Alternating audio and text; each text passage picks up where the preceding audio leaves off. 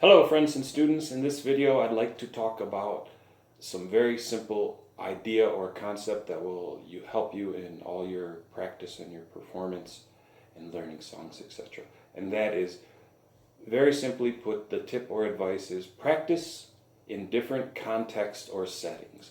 So for example, you will notice in this video I demonstrated playing the same song 3 different ways, 3 different tempos and in 3 different contexts or settings. I believe it was a backing track, just like a bhajan theka drum track, and just a metronome. These 3 different ways, and they were all at different tempos.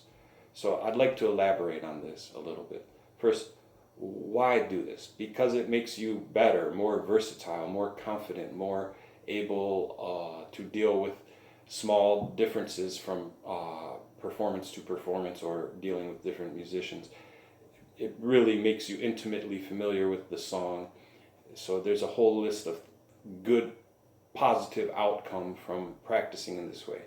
So let's begin to discuss and demonstrate a few ways. Well, one thing I will advise is play the accompaniment or the chords or the background some way or another. Even if your instrument isn't a chordal instrument, you can outline the chords, or you can make a guide tone line, or you can make an appropriate background figure. This will be helpful. Just again, it builds versatility and strength. It also, one thing it'll really help you do is become more familiar with the form by being able to outline the form with something other than the melody, whether it be an improvisation or a chord pattern. This will help you. Even if it's not your job in that song, you learn this part, again, to build confidence, versatility, and intimacy with the song. So we have a melody. Now I'll play the chorus. Dun, dun, dun, dun, dun, dun, dun, dun, dun,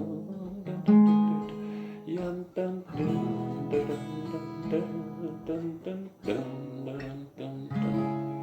Okay, so you can do these chords 100 different ways based on, your style, experience, the drummer, the type of vocalist you have, what they expect.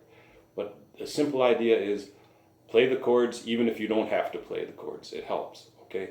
Another thing I should say is just play naturally. By naturally, I mean no machines, no backing tracks, no drummer, no metronome, no singer, just you all by yourself.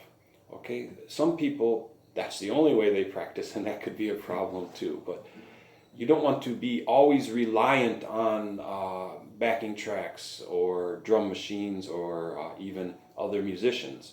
Be able to keep time and hold the song together by yourself.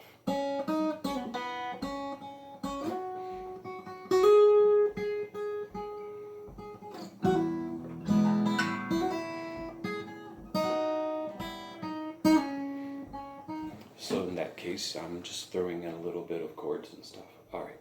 So now another thing you can do is try to practice the song in different keys.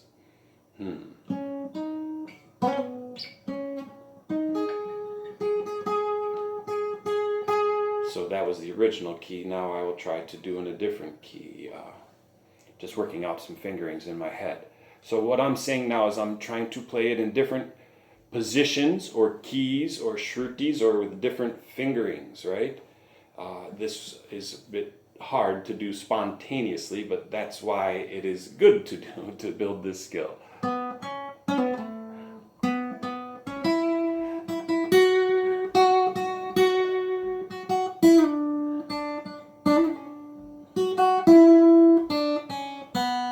Okay, so it sounded a little weird at first because that's our ear adjusting to the different key center.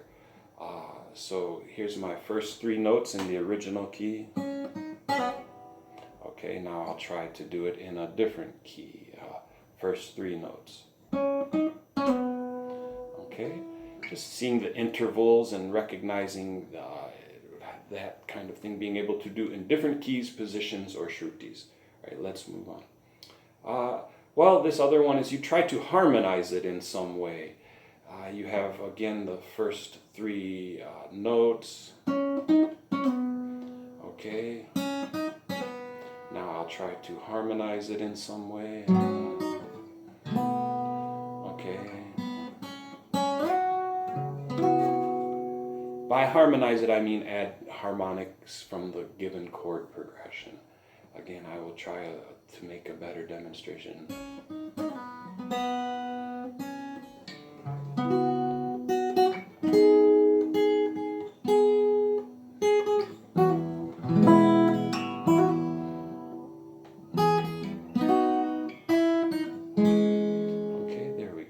So I have added some little harmonic backgrounds based on the chord pattern.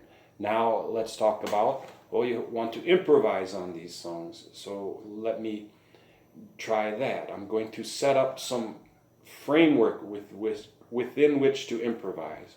So let's take the first 2 measures of the song.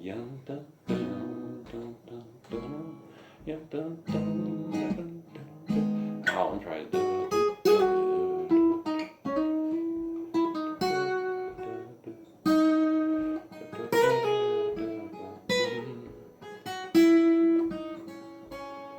Okay, so by improvise, I'm just making up a melody that I think is appropriate based on the key and the tempo and the context of the chords, and knowing what scales to play, right? So you practice improv. Another thing to say is, well, ultimately it's a good idea to play with real people, your friends, your singers, the band. Yes, that's great. We have to think about that, play with real people. Moving on, you will practice with the original recording. So this is something I'm doing a lot, especially on this particular channel of mine, because I am copying very specific recordings and singers. And so in that case, you will say, in this way, I'm playing the song Adharam, Madhuram, but I copied Shreya Ghoshal. That's what my students requested. So that's what I did. And so each song especially could be performed by 200 different people 200 different ways, and you have to know which one you're doing. And of course you can make your own and you can synthesize different ones, but it's good to know what I'm doing. So copy and play along and pick up some nuances and details and some inflections from the original recording that you are practicing, that you are copying, that you are emulating in the style of. So make sure you play with the original, okay? You play with a backing track. That's another way to do it, you know. And as I said in my demonstrations, I played with different tempos. This is very important. For example, if I play the piece that I expect to play at 80 beats per minute, at 120 beats per minute, then when I come back down to the tempo of 80, it feels very easy. Also, if you just play, like, for example, with the metronome and no tabla, and no bass, and no chords, and no singer, It's very easy when you have all those other instruments because they are like glue that's holding it together for you. So if you can hold it together by yourself with, without all those other instruments, just a click track, being able to play it to the metronome, right? Without all the other stuff that makes it easy. You have to carry all the form and the beat and the melodic structure all by yourself.